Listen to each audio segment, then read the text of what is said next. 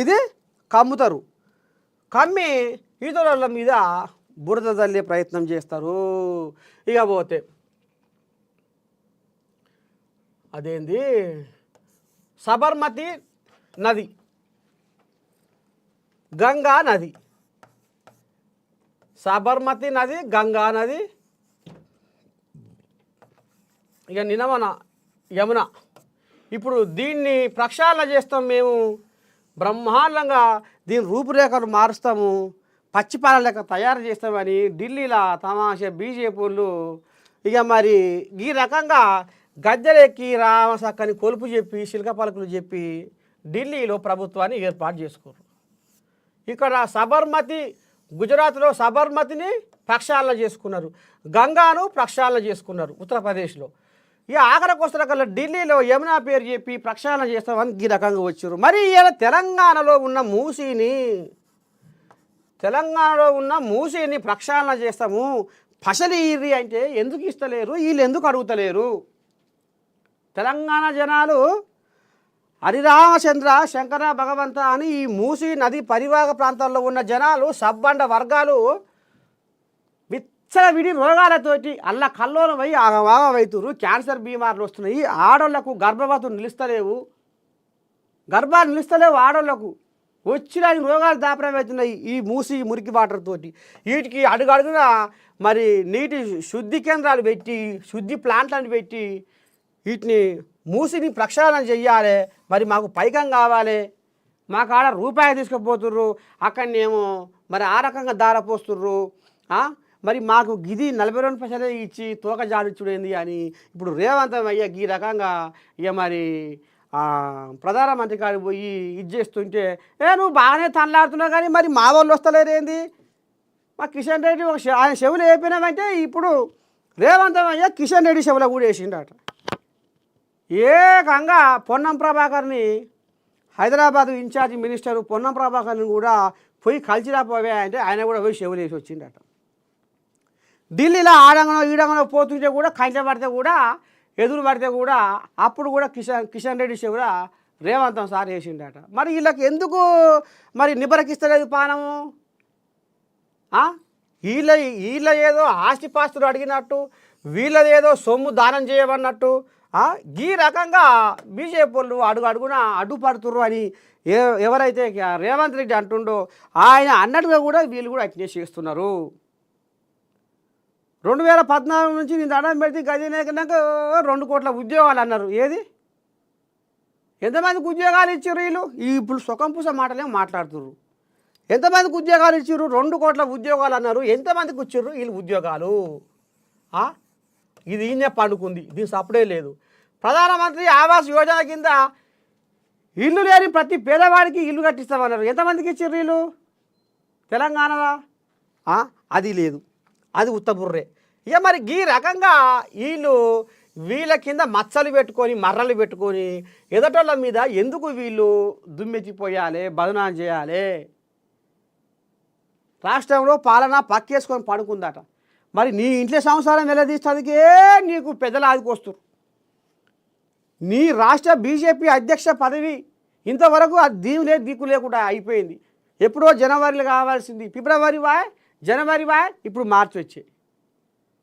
అంటే నీ ఎవరమే నీకు సఖి లేకుండా ఇది నడుస్తుంటే మరి ఇక సబ్బడ వర్గాలతో కూడుకున్న తెలంగాణ రాష్ట్రంలో చిన్నగా మెల్లగా మేము ముందుకు కదులుతున్నాము, ఒక్కొక్క హామీని నెరవేర్చుకుంటూ వస్తున్నాము. మాకు ఇంకా టైం ఉంది, చేస్తాము.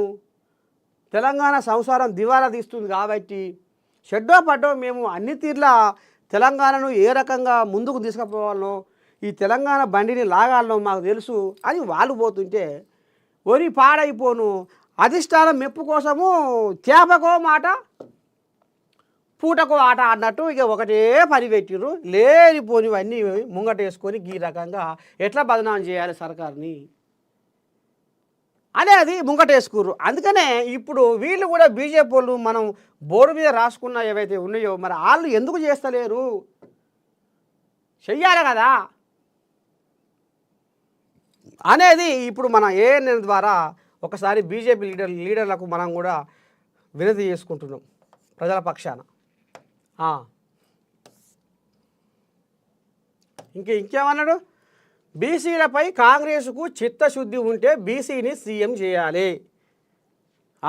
ఇప్పుడు కులగణన, సరే బీసీ కులగణన పేరు మీద ఇప్పుడు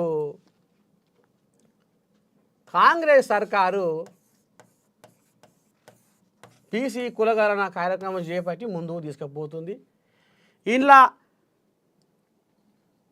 ఎవరైతే ఫామ్ హౌస్లో ఉండే కోయాగలు కల్వకుంట్ల కుటుంబం వాళ్ళు సహకరించకపోయినా, కులగణనలో పాల్గొనకపోయినా అట్టట్ట ఉంటుంది అని మళ్ళీ సర్కారు ఇంకా కూడా కొంతమంది తాళాలు వేసుకొని మరి ఏడికి పోయి ఎట్ట సంగతి ఇక అస్సలు మొత్తం బునాది కాడికి పోయి మొత్తం అంతా చెయ్యాలి, ఏ తప్పు లెక్క ఇది కాకుండా చెయ్యాలని మళ్ళీ కూడా కంకణం కట్టుకొని 28 తారీఖు దాకా ఆ కథ చేసారు.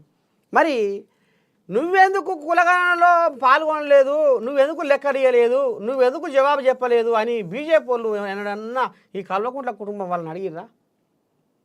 మళ్ళీ ఏమన్నా అంటే బీసీల రాగం, బీసీ. మరి ఇప్పుడు కాంగ్రెస్ వాళ్ళు రాహుల్ గాంధీ సరే దీనికి ఏదైతే కులగణన అని తీసుకుపోవాలని అనుకుంటూ ఆలోచన చేసి ముందుకు పోతుంది. మరి ఇంత మటుకన్నా మీరు దేశంలో మరి ఈ కులగణన చేయాలన్న ఎందుకు వస్తలేదు బీసీల మీద? ఇప్పుడు బీసీని ముఖ్యమంత్రి చేయాలని అంటున్నారు. మరి బీసీల మీద మీరు అంత ప్రేమ ఉన్నోళ్ళు మరి ఎందుకు మరి జాతీయ స్థాయిలో దేశ స్థాయిలో ఈ బీసీ కులగణనను ముందుకు తీసుకుపోతలేరు? ఆయా రాష్ట్రాల్లో ఎందుకు చేస్తలేరు అనేది కూడా ఇప్పుడు సోషల్ మీడియాలో కోడైకి వస్తుంది. ఇది ఎటు తిరుగుతుంది? మళ్ళా బీజేపీ దిక్కు ఇంకో ఇట్లా గుండెల ఇట్లా తాకిస్తుర్రు, సోషల్ మీడియా పెన్నులతోటి ఇట్లా తాకిస్తుర్రు. మీరు దేశంలో మీరు ఎందుకు చేస్తున్నారు కులగణన? ఏమన్నా అంటే మైనార్టీలను ఇళ్ళ కలిపిర్రు అంటే ఇప్పుడు పక్క రాష్ట్రంలో ఉన్న ఏపీని తీసుకుంటే ఏపీలో లేదా ఇది మైనార్టీలతో కూడుకున్న బీసీ ఏదైతే ఓబీసీ ఉన్నదా లేదా? ఏమన్నా అంటే ఎస్సీ వర్గీకరణలో నీ దండం పెట్టి ఇక మందకృష్ణ మాదికు ముద్దులు పెట్టి మురిపాల ముచ్చట్లతోటి పాలించి వాళ్ళతోని చెడ్డోపాటు లబ్ధి పొంది ఇవాళ అదే ఏపీ రాష్ట్రంలో ఇవాళ ఏబిసిడి వర్గీకరణ ఎందుకు చేస్తలేరు మీ బీజేపీ వాళ్ళు? అక్కడ ఉన్నది మీరే కదా, కూటమి ప్రభుత్వమే కదా. చంద్రబాబు అయ్య నీ దండం పెడితే రాసుకొని పూసుకొని తిరిగి మీ మోడీ సార్కి మద్దతు ఇస్తేనే ఆడ కుర్చీ నిలబడేది. మరి కూటమి ప్రభుత్వం ఉన్నప్పుడు షెడ్డోపాటో మరి మాట్లాడి ఎందుకో ఈ ఏబిసిడి వర్గీకరణ చేస్తలేరు ఏపీలా?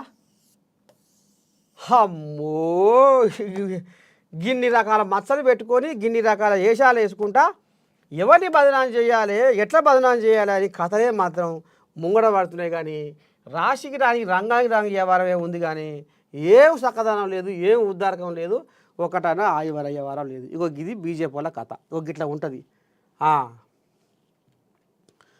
ఇక పోతే ఇంకేముంది మహాపత్రికలో